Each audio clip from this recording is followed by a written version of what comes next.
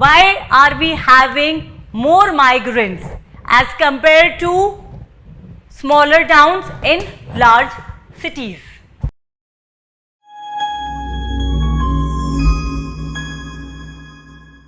Good morning everyone. My name is Dr. Uma Hassan and I am presenting analysis on the part section of Indian Society for GS paper 1.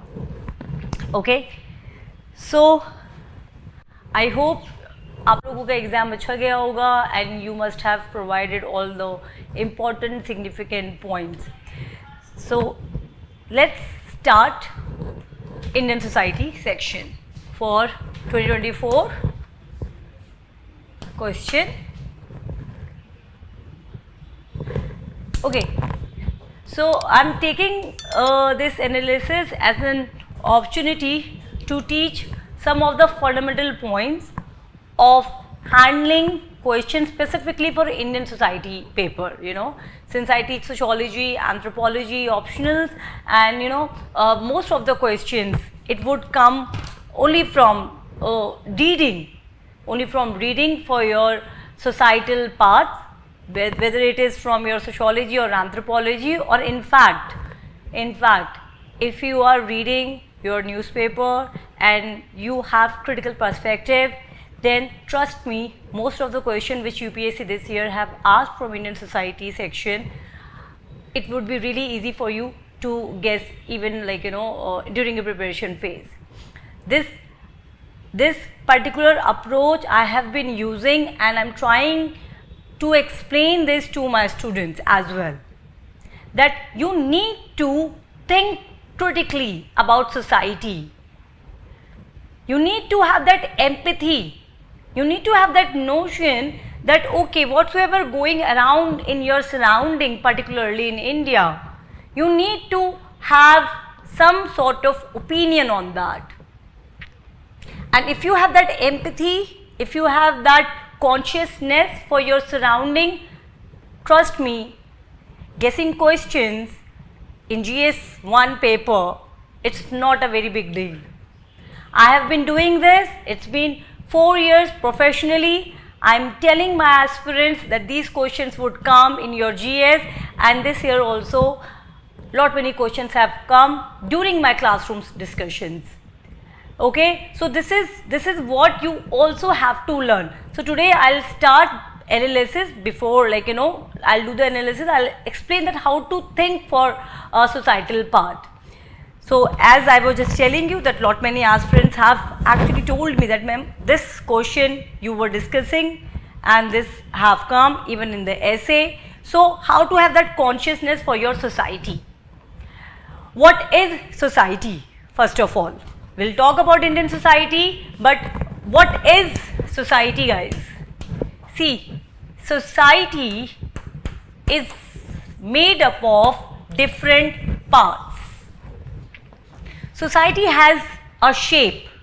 Society also have shape. The way we see structures building, okay, around us, it has certain shape, and if you will analyze, it is made up of different components or parts, and this part has specific role to play, right? So when you are understanding that okay, some questions what can come, you need to first of all have proper understanding what is society. Now society is made up of institutions in which polity plays significant role, economy, okay, then you have religion, then you have marriage, okay, you have kinship, you have many other aspects such as education and so on.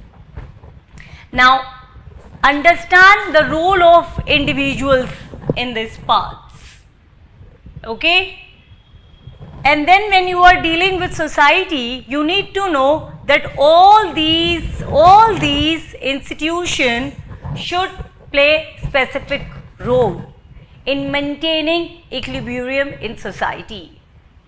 Whensoever there will be any issues, there will be a problem, it will create distractions, it will create disruptions in the functioning of society. Now, to understand how and what type of questions UPSC can ask, you need to have that proper basic understanding for Indian society.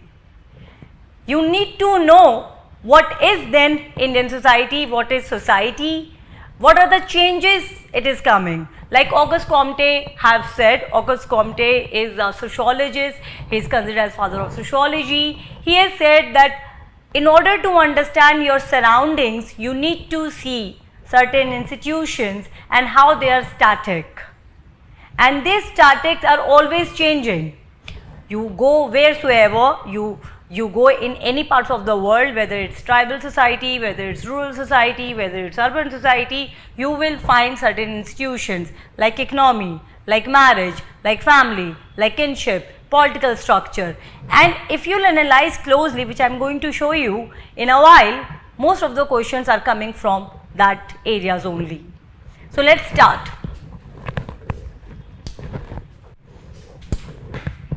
Now, as I said that I am taking an opportunity to to teach you a little bit how to deal with this type of questions. First of all, you should know about how to understand demand of the questions. Okay, so this is what you people have to learn.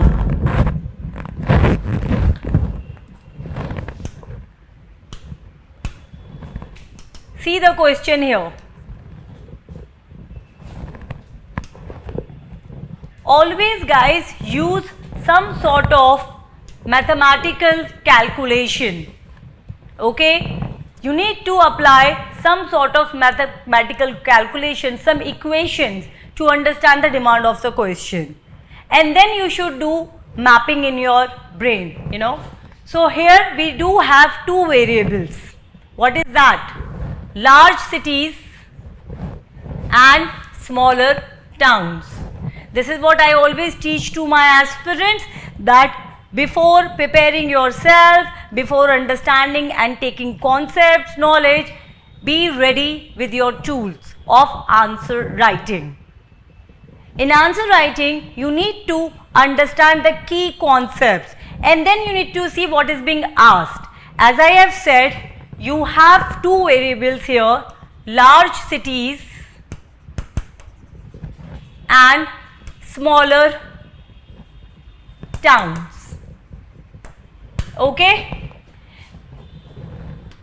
now you need to use comparative methods. Large cities and smaller towns, what they are asking? They are asking migrants, attraction. Why migrants prepare themselves whensoever they want to go somewhere, want to settle, they want to go to large cities and not to smaller towns.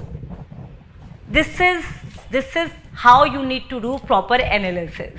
Okay, so migrants, why do they are attracted towards large cities as compared to smaller towns? So this is one of the perspectives. Now, what they ask? Why? So first of all, you need to tell why. Okay, and now UPSC is also giving you framework in which you need to answer why. Okay, what is that? Discuss in the light of conditions in developing countries. So the kind of conditions you see in developing countries, there why are we having more migrants as compared to smaller towns in large cities? Okay, so this is how you people have to make your analysis. This is how you need to understand. So demand of the question, I would say, is something crucial to attempt your answer. Okay, so here you will see large cities, then you have smaller town, okay, then you have migrants. So you need to know the conditions which is being offered by large cities and the condition which is not really attracted for, like, migrants are not attracted towards that smaller towns, okay, and this you need to understand in the context of developing countries. Now developing countries like India, okay, Africa, so these are developing countries, and then you can understand this point, okay. So definitely here when you are answering question, please do not give any explanation what is migration and all, but it's just to explain to all of you, that is something we have to understand, that migration is a response to the uneven distribution of opportunities and safety over spaces. So we do have some pull and push factors, okay. So pull factors are the opportunities which we see that, okay, these are the opportunities which if we are going to migrate to particular place, we are going to have better place of, like, and we can have good economical condition, political condition in terms of opportunities. Then push factors are the problems which migrants are facing, okay, in particular area wheresoever they are living. Now this is what you will understand, and then you need to know about developing countries like India, South Africa, etc. Now in India particularly you need to tell in India, definitely when you are answering you should give some reference to South Africa or some other countries, some other developing countries, why people are moving over there, but then you need to give a case study or more emphasis on India. Now what you will see, as I have said, large cities tend to attract more migrants than smaller cities because of economical aspects, okay. So big cities are considered as places of high opportunities for entrepreneurship, employment, income, high average income and so on, safety aspects, better civic amenities, social services, okay, entertainment and leisure, infrastructure, so on, okay. Now do not write each and everything in paragraph. All this information you should just make a flow chart, okay. The way I am trying to do the mapping here, you just say that large cities are providing this basic information, this basic amenities. Trust me, because this information is going to be provided by most of the aspirants. Now this exam is about creativity. This exam is to show your mental stronger abilities. You should show your approach towards understanding any question, and your answer should reflect problem solving attitude as well, and it should also show the broader vision. The kind of explanation which I have just shown you here, it is basic. I am not saying that you do not have to provide this point, okay, you do have to provide this point, but in, I would say, but in bullet points, okay. Now these are the issues, electricity का problem हो जाएगा, overcrowding का problem हो जाएगा, traffic jams का problem हो जाएगा. This you can use in your answer, okay, little bit, but try to, as I have said, creative. You need to write those important points which shows critical abilities. For instance, you need to tell that developing countries have different historical reasons, Okay, for example, we have Franz Boas. Okay, so after giving all this information, the basic information which UPSC aspirants must be knowing, the issue of migration, developing countries ka condition, but as I have said, you need to be creative. So give your answer, the basic answer which everybody is going to do in flowcharts. Okay, just tell them that okay, you know that these are the problems. Now you can also show that when we are dealing with developing countries and your case study is like India. Now, as Franz Boas have said that in order to understand any issues of any society, you must have historical particularism approach. Okay, historical particularism approach which you have to understand.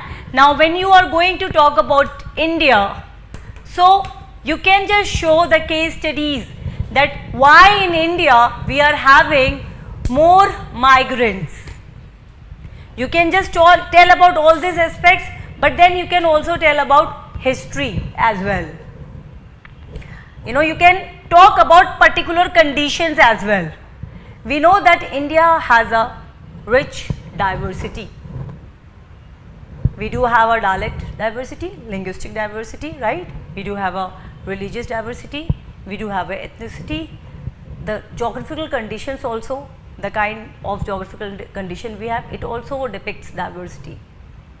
Now in India, this cultural diversity, this ethnic diversity is adding strong emphasis on migrants' mind when they are coming to developing countries. Okay, because they think that okay, if we are going to move to developing countries like India, if somebody is coming from a neighboring place all over the world, they want to profess their religion, whether it's Islam or Hinduism or Christianity or Buddhism, they can easily come and settle here. So they are not going to find that cultural shock as well. Okay, if somebody who has high level of cultural values, it's really difficult for them to settle in West countries. So one of the factors is also they find easy. At the same time, they wanted to have amenities which we have discussed here. Okay, economical aspects, safety aspects. So they find that okay, if they are moving to the large cities, they can have economical prosperity. At the same time, they can maintain their cultural values as well. Okay, for instance, there is another Indian sociologist who spoke about that how India, even after the impact of globalization, the high level of impact of globalization which we see, westernization and so on, we are having selective adaptations. Okay, we are westernized, but that westernization is selective in nature. So we did have selective adaptation. This is also the factor by which people who are who wants to come, let's say to in India, they find that okay, it will be not very problematic for them to live and have their tradition as well. Okay, so you need to think little bit in a creative manner to show that okay, why migrants, they are not going to smaller towns, because in smaller towns definitely they might see that okay, we do not have economical opportunities, maybe safety is not can be the concern, maybe better civic amenities they don't have, and moreover they might be coming from already developing countries. Okay, for instance, you know that how India is a very popular destination for many Muslims to come and settle in India. Okay, so they don't wish to even go to that place like I would say Pakistan. if any Muslims in the world, they want to go and settle in developing countries, I think they would prefer India, because India is developing country as well as Muslims are living here with peace, stability and so on. Don't go to that media narratives. So in media narrative, it is something which we do not have to believe in. We do have to talk about statistics. Now when we are moving somewhere, we need to have that peace of mind as well, and also we are looking for better opportunities for our generations, for our offsprings. So that is why they want some place like India where you can have your liberal ideas. At the same time, they all want these kinds of facilities which actually attracts migrants. So this is one of the way to show your creativity, and you can just use some thinkers, as I have used Franz Boas, I have used Yogendra Singh, okay, and then you can talk about push and pull factors, and then you can talk about that, okay, these are the points by which people or migrants are attracted. Okay, so this is an approach. Let's see next question. Now this is for 10 marks, and this is as usual our favorite topic for UPSC. Now I would again bring this point to all of you, that have you ever thought that why UPSC always asks question on feminism? कभी gender के ऊपर question पूछेंगे, कभी family के ऊपर कुछ question पूछेंगे. If you remember, I said in the beginning, try to think like sociologist. You need to have empathy. Whatsoever going on in your surrounding, it should, like, you know, you should get engaged in such conversation. So we know that out of the two sexes, females have been, and I think in future also, they are being oppressed. Okay, and what is happening? What is happening nowadays? In the name of feminism, in the name of, you know, gender equality, gender equity, women's empowerment, we are having wrong notions of feminism as well. So it is very important to distinguish between these concepts. As again, I always tell my aspirants, in the name of feminism, we cannot say my life, my choice. We can't say that. We need to understand that we do have cultural values. Okay, I always tell again to my students, to like in some discussions, that we are responsible towards our society. We are responsible to the world, but this circle gets smaller and smaller, and then it gets bigger. So you are an individual. You need to have consciousness for your surrounding. This is what Karl Marx is saying, that we are species being. We are species being means that we need to take responsibility. We are just not like any other species being. We are species being with proper cognitive thinking. Now, in this context, you need to know that why UPSC is always asking this question. Because they want to have proper gender sensitization. There is no doubt, there is no doubt, guys, there is no doubt that female had always been exploited. But now the kind of question which we see, which often female raises, it is not sometime advocating on gender equity or on gender empowerment. It's sometimes irrational in nature. As I have said, the kind of woman is being objectified in media, and nowadays in lot many this talent shows. In the name of art, you cannot have nudity. It's a problem. We cannot say that we are not responsible for our body, we are not responsible for our culture. So we are having westernization ka impact on Indian cultural, Indian values, but at the same time you need to be objective in your analysis. What type of society we are building? What type of engagements we are, or aspirations and the values we are giving to females and to males? This is need to talk about. Okay? that is why right now I think when I was analyzing this question, so somewhere we need to have clarity on these terms.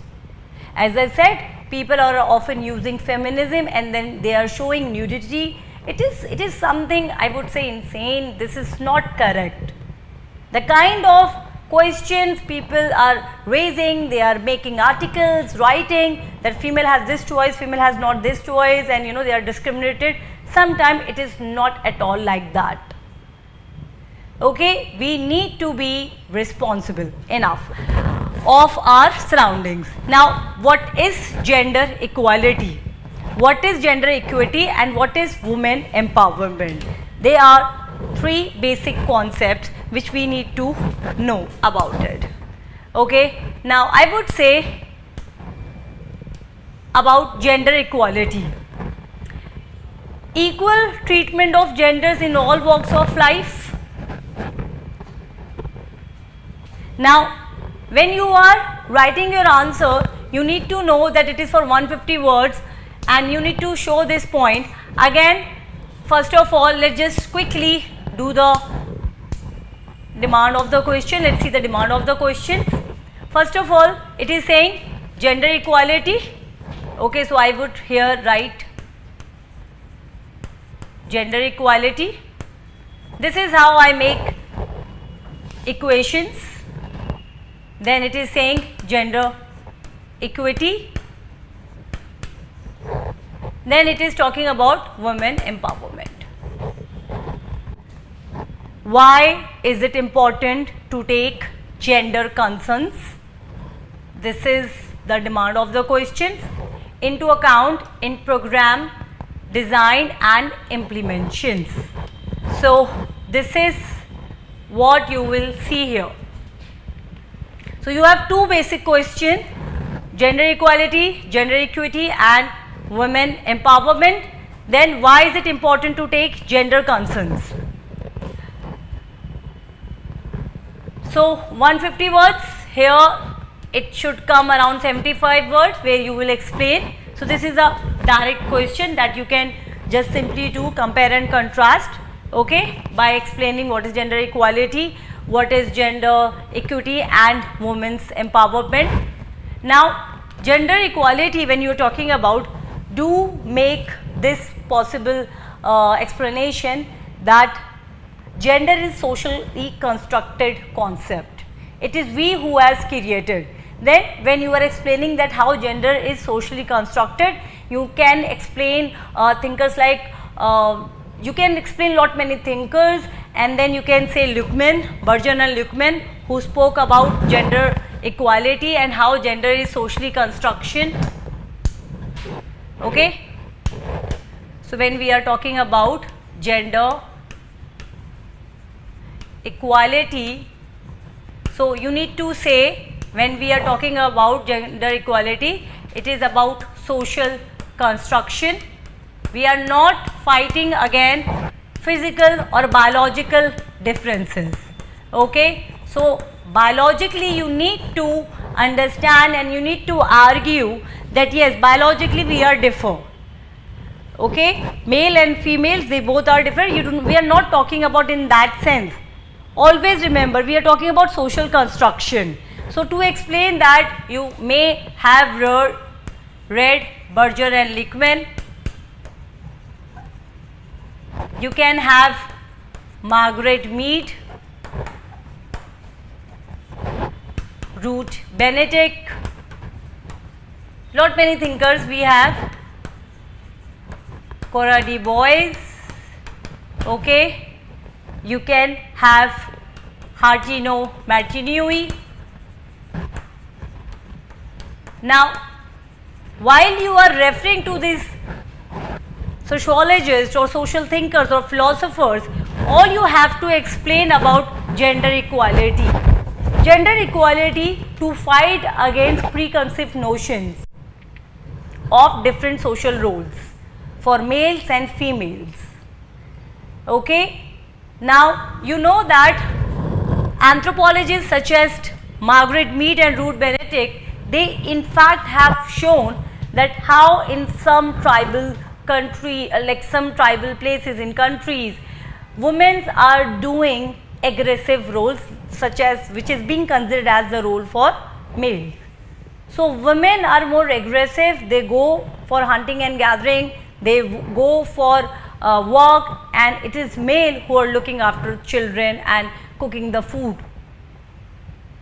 Now what is happening, the world has created inequality. So this is what gender equality you need to talk about, that at least give opportunities to male and females in social roles. So this is gender equality.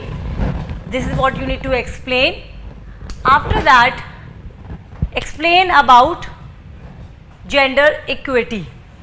It is about again giving special treatment to the weaker and disadvantaged genders to enable them to come apart with other genders.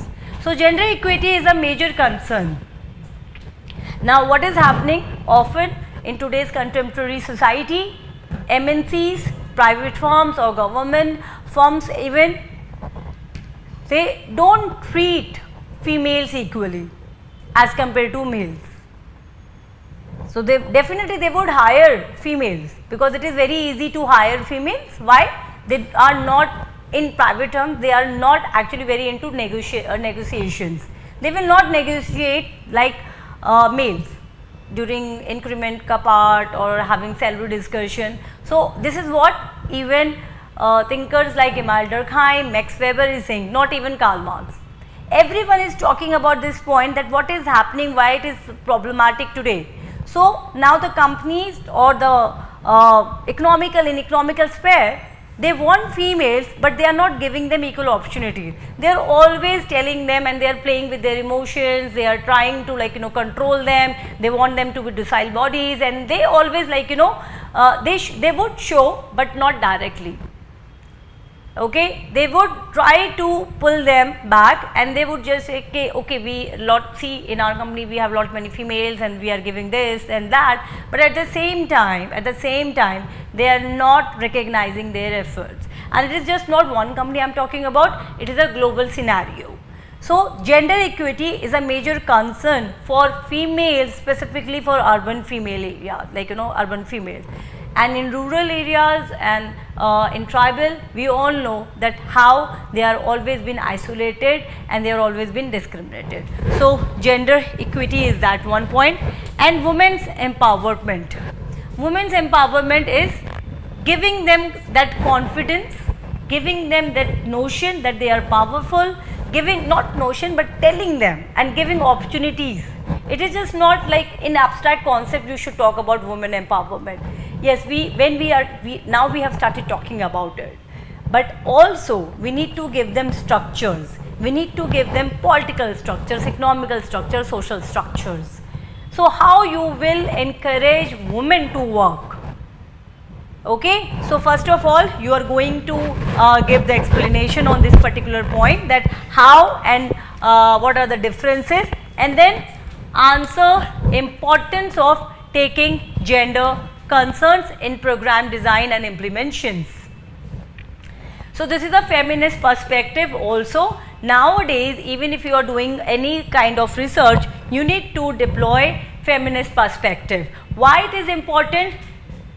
See, when you are having this approach, wheresoever you will find challenges and wheresoever you will find that how to have inclusive of females in all the major roles, we need to talk about this.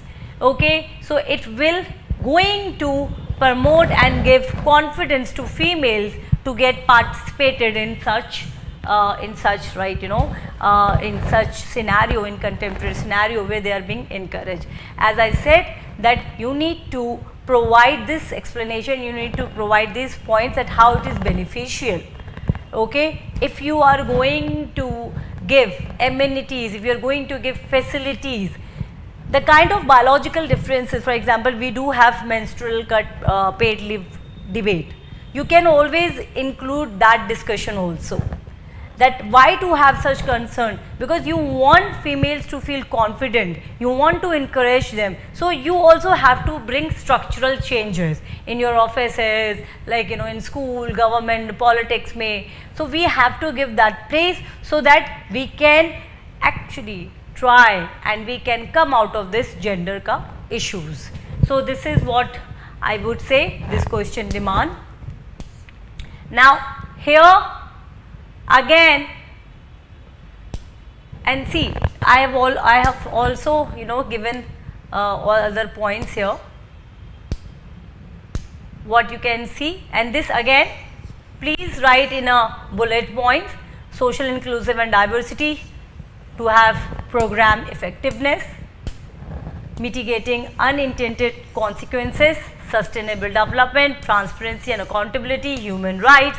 So if we are having gender perspective in program design and implementation, it lead to inclusion, diversity leading to good governance to ensure gender justice, democratic spread and sustainable development. So this is how you should bring the points. And now the question: intercaste marriages between castes which have socio-economic parity have increased to some extent, but this is less true of interreligious marriages. Okay, so this is now you need to understand. So intercaste marriages and interfaith marriages are considered taboo in India, but still question is that intercaste marriages have increased but not interreligious marriages. So again you should do the brainstorming. It is just simply saying you need to discuss. Okay, so it is direct question.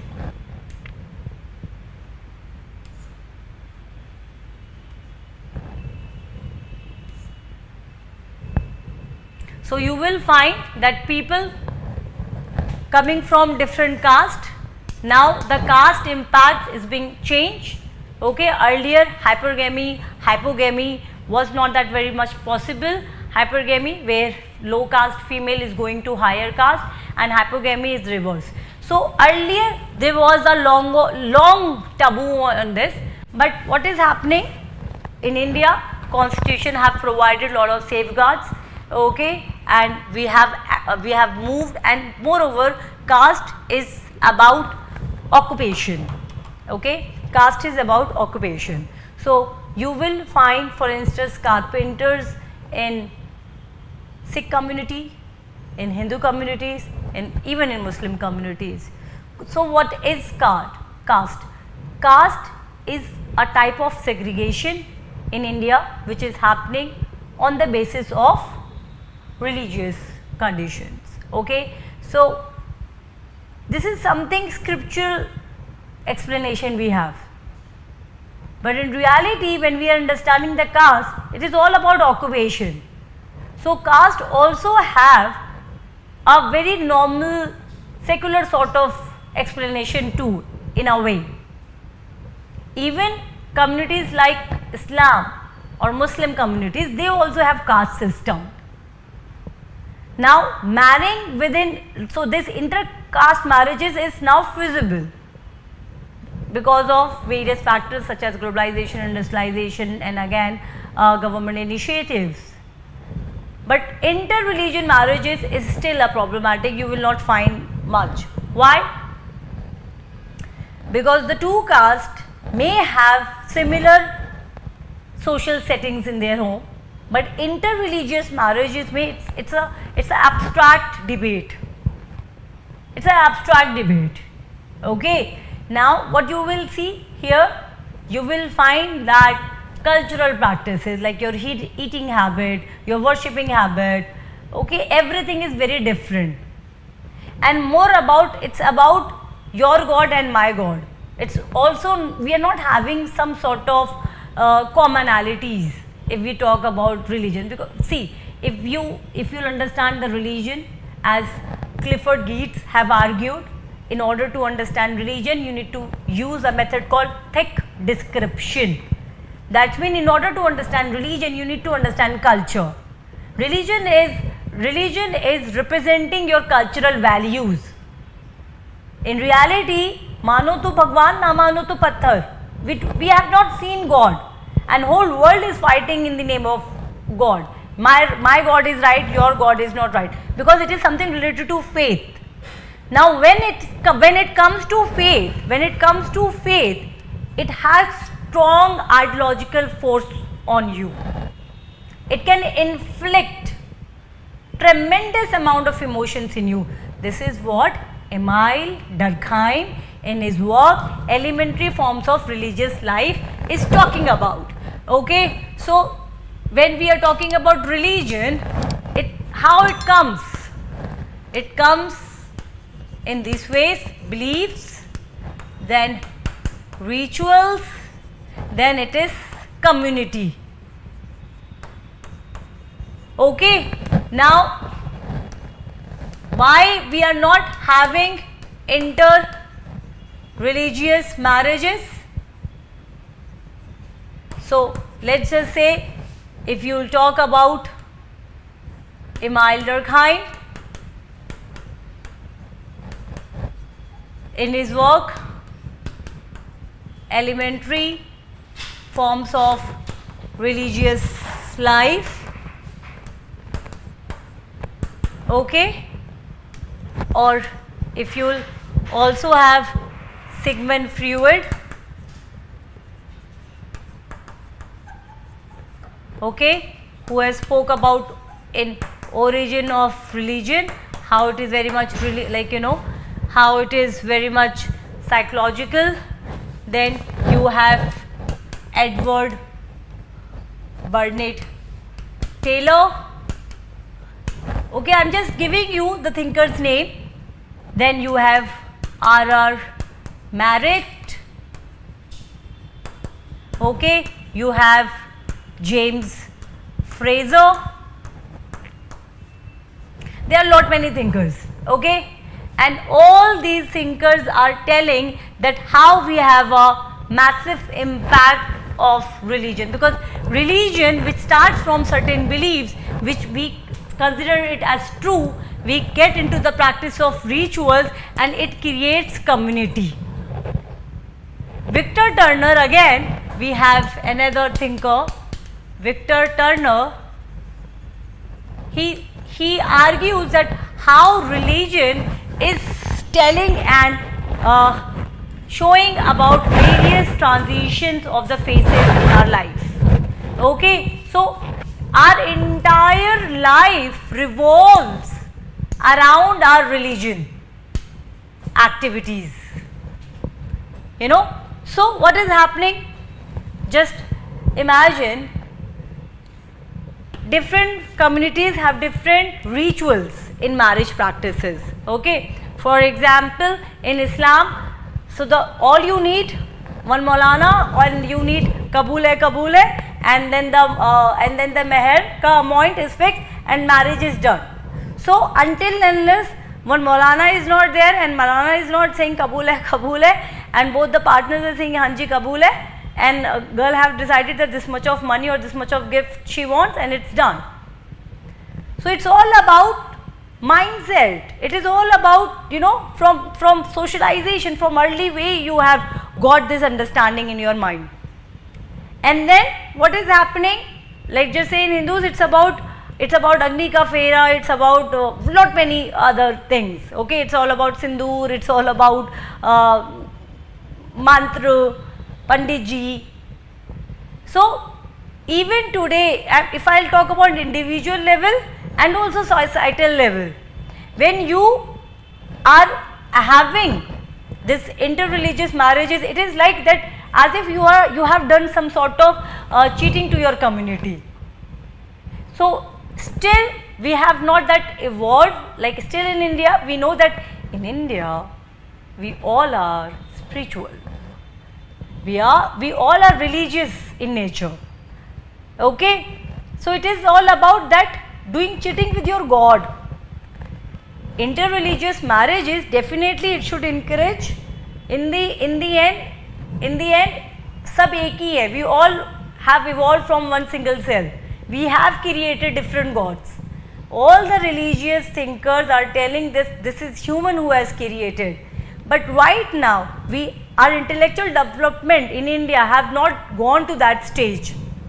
that is positivist stage, which Comte have argued, okay, which Thomas Kuhn have argued, still we are very much attached to our belief system. Now intercaste marriages, why it got increased? Because lot of initiatives have taken by Indian government, okay, and right now because of capitalism, because of globalization, we are not stick to our hereditary occupation. So now it is very difficult, and it is like this intercaste marriages which is being increased, it is increased in urban societies, still not in belt like Haryana or in Rajasthan. In rural societies, abhi bhi it is a huge stigma attached to it अगर कोई intercaste marriages कर लेता है. So maybe in urban areas yes it is increased, but urban area में अभी भी inter-religious marriages increased नहीं हुए हैं, and the reasons is like that. Okay, so this is what I need to tell you, that common points which I have given here, you people should write in flow charts, okay, like social aspects. Caste groups like Bhumiyars of Bihar and Khatri of Punjab are marrying more due to closer status and family values, but not Muslim and Hindus of Bihar, as the values and practice differ significantly. These kind of explanation is basic, okay. So you can use your flow charts, different type of flow charts are there, just to show that okay these understanding you have, and always try to have engagement with your examiner. The kind of critical points which I have discussed just before discussing this, and then you can talk about economic aspects. Business entrepreneurs, celebrities and government employees of different caste often marry, and this is an example. So we do have Special Marriage Act 1954, anti-conversional law which restricts such marriages, cultural aspects, ideological aspects. These are some basic points, as I have said, every UPSC aspirants would be writing, but I can give you a guarantee that not many aspirants would be quoting work of Edward Bernard Taylor or Victor Turner or Durkheim or Merritt or James Frazer, Sigmund Freud, who have spoke about on these points. For example, we have another good thinker called Edmund Leach, Kotek. Okay, Kotek is another thinker, Robin Fox is another thinker. These people have spoke on marriages. Caitlin Go, she had also spoke on this. David Morgan. So you need to use these names and their studies, and then you need to reflect your vast knowledge and your critical thinking abilities. So marriage is just not about having reproduction or having children ka point. It's just not the family event. It is about sharing biological, economical and social responsibilities, and how society have created regulations in it. So we do have marriage regulations. We have prescriptive laws, we have prescribed laws, we have preferential laws.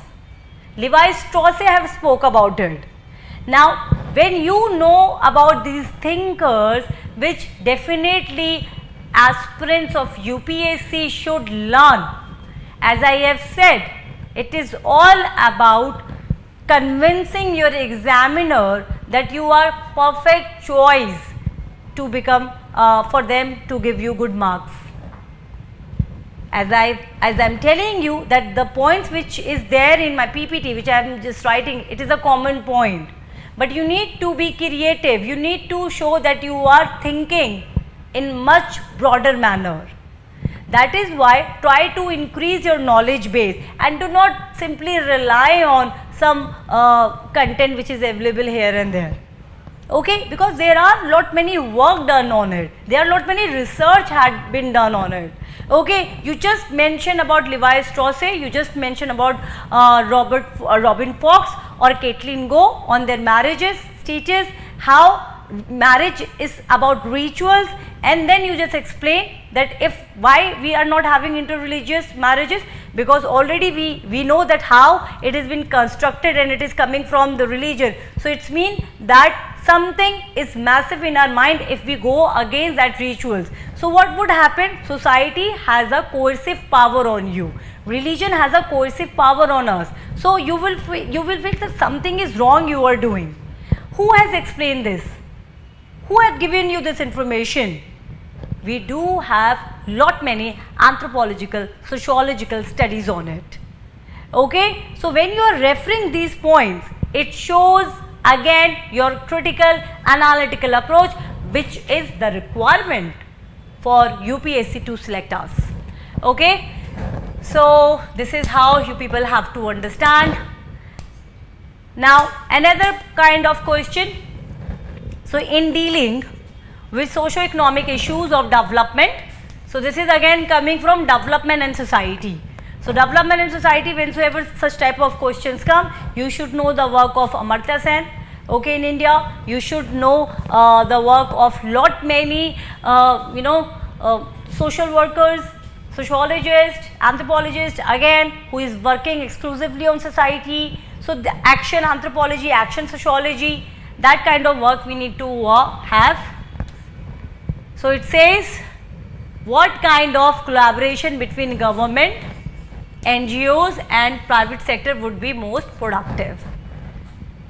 So this is how we need to deal with this.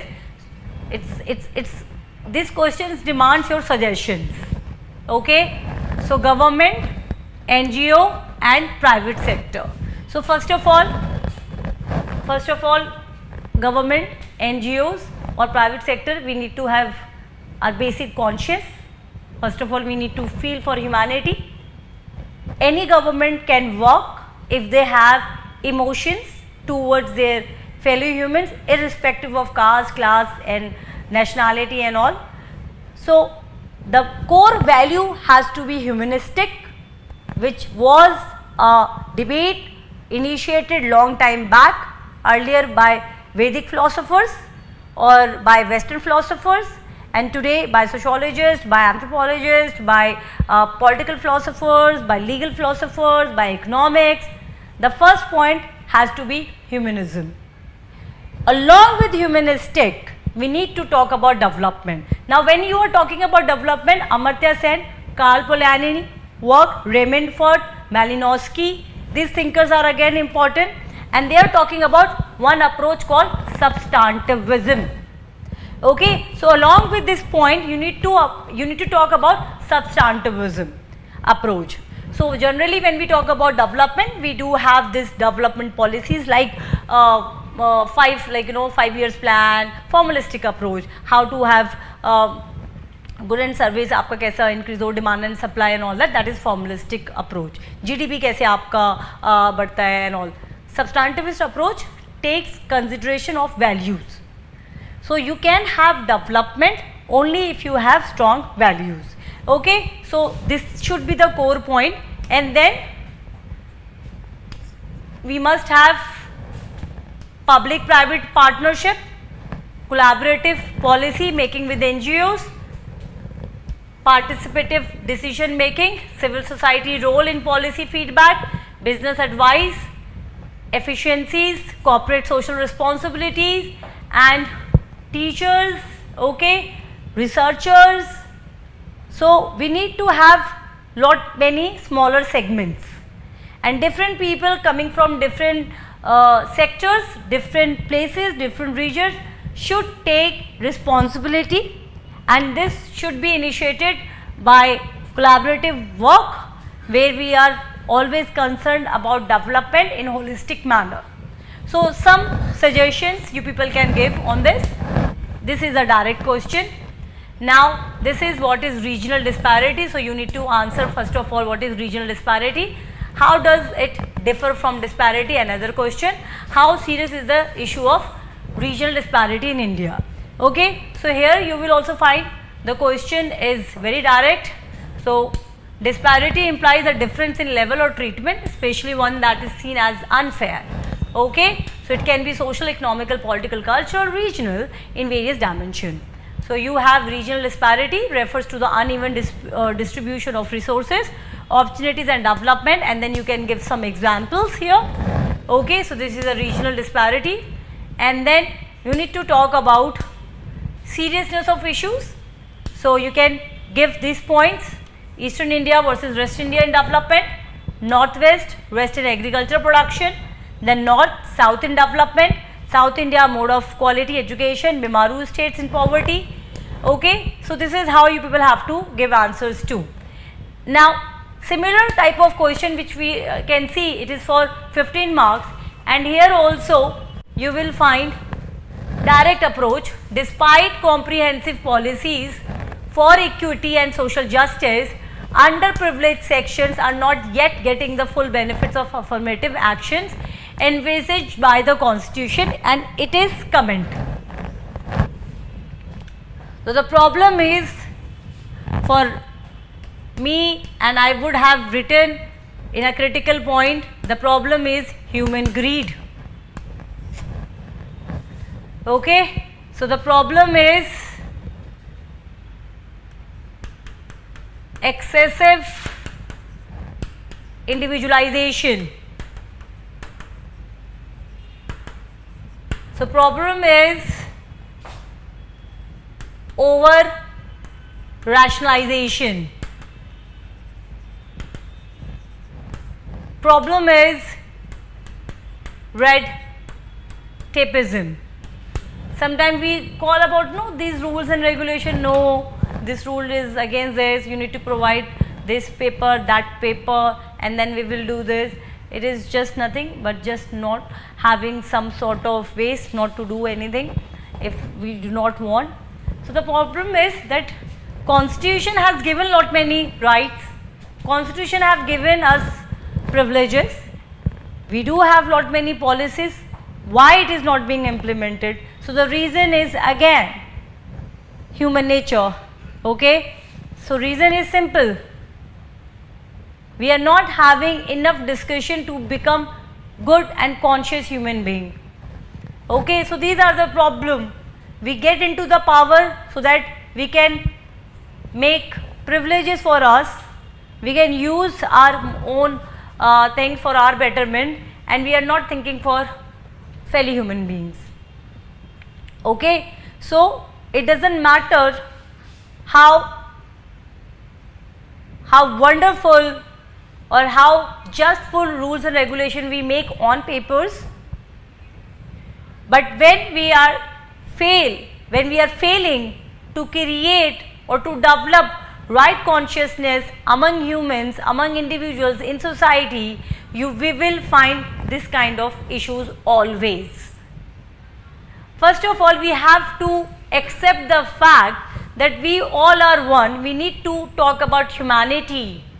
So the goal of humans is to serve humans, irrespective of whatsoever ethnocentric values we have. Then also we need to use our skills, our education, our power for uplifting underprivileged sections of our society. So what is wisdom? As Socrates or others philosophers have said, right consciousness will tell you that you are powerful, and then again you don't make wrong use of it. Okay, where you do not have ego, where it's okay, you can, why, often people says that Gaetano Mosca is saying this, Robert Michael is saying this, that we all humans are political in nature as well. Okay, so we all are political in nature as well. What does it mean? It means that power comes naturally. Okay, power comes naturally.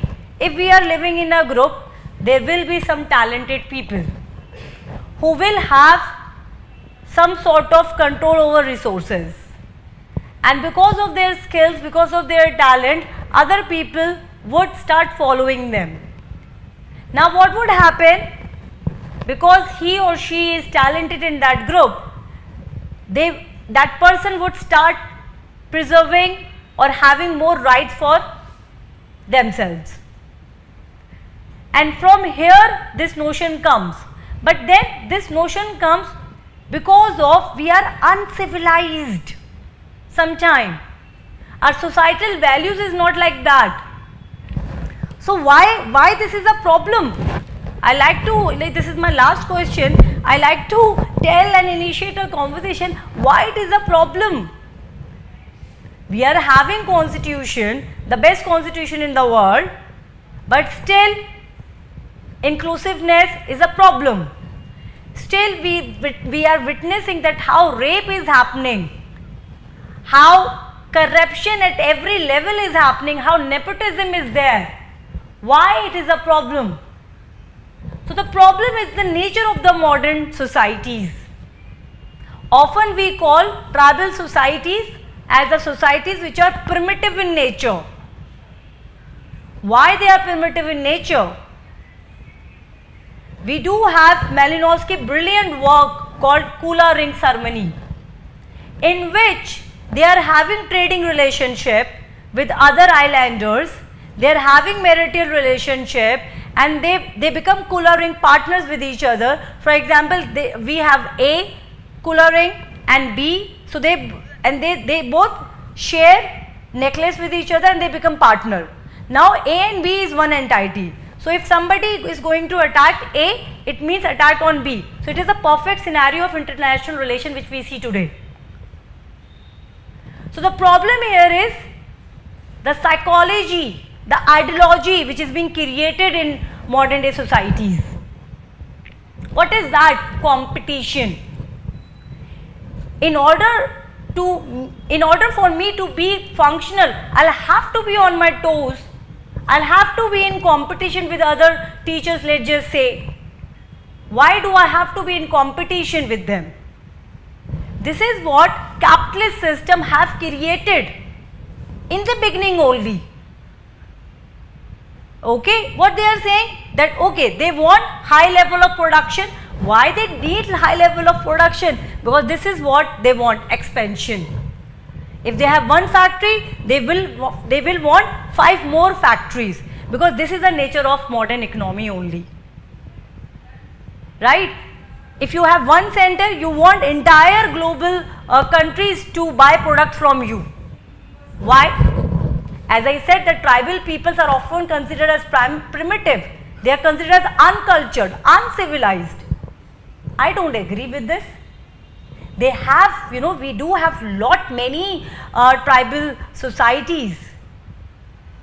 Okay, like for example, in India we have Orowan, we have Khasi, we have Munda, we have many tribal groups in India, even in particular vulnerable tribal groups. So they have this taboo, and what is that taboo? For instance, if particular group of people or if anyone do not share their wealth or their thing with others, it's a taboo. They find bad if there is competition among them. Okay, so they find that it is wrong if they are hurting some other fellow being, because they feel very connected to supernatural power. So I would again like to tell that irrespective of whatsoever constitution is giving us, irrespective of the policies we are having, if we are not having this type of changes where we are celebrating only one factor, that we all are humans, we will get this problem. Okay, so the modern day society, the contemporary society is having wrong ideals. And how it has come up? It all started in 19th century when science definitely replaced religion.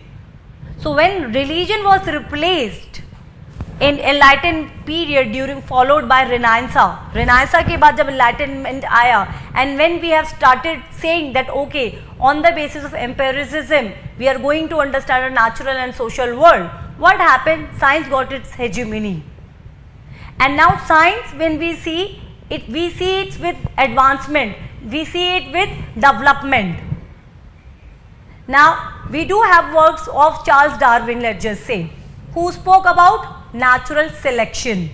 We do have a work of Herbert Spencer. What Herbert Spencer is talking about? Survival of the fittest. आप compete करोगे, आप जितना compete करोगे, अगर आप fit हो तो आप सर्वाइव करोगे.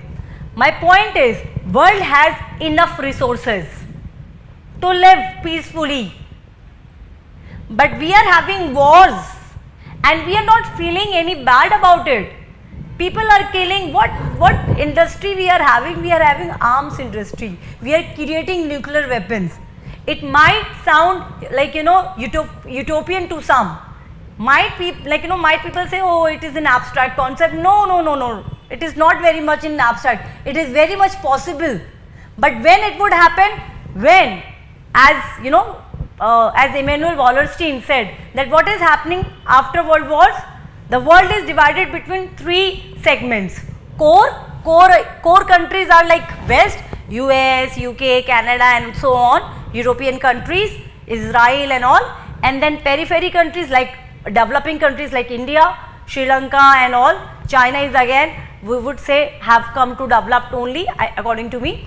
And then we have semi-periphery countries, Bangladesh, Bhutan and all these points. Why are we having this segments? Like in India, Dadabhai Naoroji have given this drain wealth ka theory. So we have created this system in which we are not taking responsibilities of underprivileged sections. So we have a historical reasons for it. When Herbert Spencer gave this point, survival of the fittest, everybody liked it. Why can't we have that humanity which Margaret Mead have said? So I like to just end here. So Margaret Mead have given this one point, and what was that? She said that how this society or civilization got started. It started with, people were thinking that she would say that some archaeological evidences. Of course, it was archaeological evidences, but she said there was a broken femur.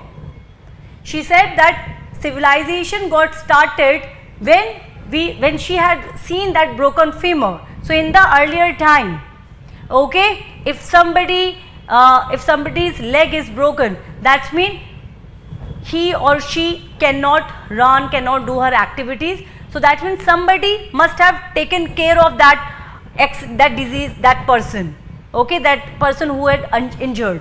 So उस injured person का ख्याल किसी ने रखा होगा ना, okay, and then that broken femur got healed. So it means that somebody took care of it. So this is it. If I am privileged, if I am skillful, if I have education, if I am gold medalist or something, and whatsoever my skill is, then it's my responsibility to deal with those who are underprivileged. So I think apart from some sort of this information, we can talk about social justice, affirmative actions, okay, and affirmative action not reaching to underprivileged, unequal distribution, social and economic divisions, fewer vacancies, improper implementations, okay, and then these points, all these points should come in bullet point, and then you should show your critical insights. You should show that you have noble cause, you have noble reasons to get into the system, you are very empathetic towards society. So when you will mix content like this, which I have just shown in my PPTs, and then your own viewpoint, definitely you will get good marks. Thank you so very much.